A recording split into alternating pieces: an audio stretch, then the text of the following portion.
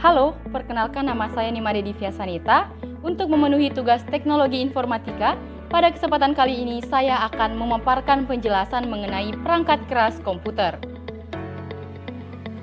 Perangkat keras komputer adalah sebuah bagian fisik komputer yang dibedakan dengan data yang berada di dalamnya atau yang beroperasi di dalamnya, dan dibedakan dengan perangkat lunak yang menyediakan instruksi untuk perangkat keras dalam menyelesaikan tugasnya. Perangkat keras komputer terdiri atas 3 bagian. Yang pertama, alat input.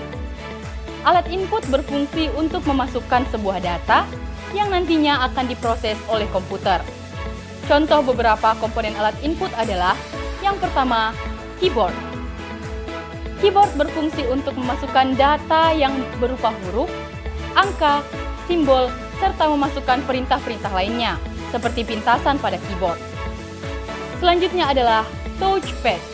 Touchpad berfungsi sama seperti mouse, namun menggerakkan touchpad, kita harus menstimulasikan gerakan jari untuk mengubah posisi kursor. Perangkat keras komputer yang kedua, alat output.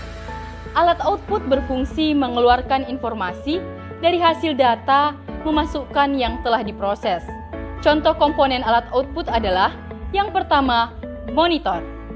Monitor berfungsi menghasilkan data atau informasi yang berisi tampilan baik teks, gambar, video yang telah diproses melalui VGA card. Alat output yang kedua adalah proyektor. Proyektor berfungsi untuk menampilkan teks, gambar, atau video melalui sebuah bayangan. Proyektor biasanya digunakan untuk presentasi.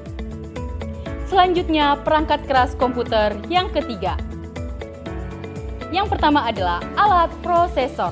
Alat prosesor berfungsi mengelola data yang dimasukkan oleh alat input untuk menampilkan informasi yang akan dikeluarkan.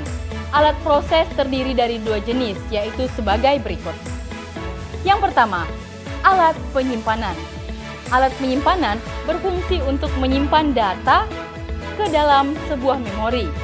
Contoh alat penyimpanan antara lain, yang pertama adalah flash disk. Flash disk berfungsi untuk menyimpan data secara eksternal yang dihubungkan melalui port USB dan berkapasitas cukup besar, serta dapat menyimpan data dalam berbagai format data. Flash disk biasanya berukuran kecil dan mudah dibawa kemana saja. Alat penyimpanan yang kedua adalah DVD. DVD adalah sebuah alat penyimpanan eksternal yang sama seperti CD, namun berkapasitas lebih besar, berkisar antara 4 GB sampai 16 GB. Alat proses yang kedua biasa disebut dengan alat pemroses. Alat pemroses berfungsi mengelola data dari hasil data yang telah dimasukkan. Contoh alat pemroses adalah yang pertama, motherboard.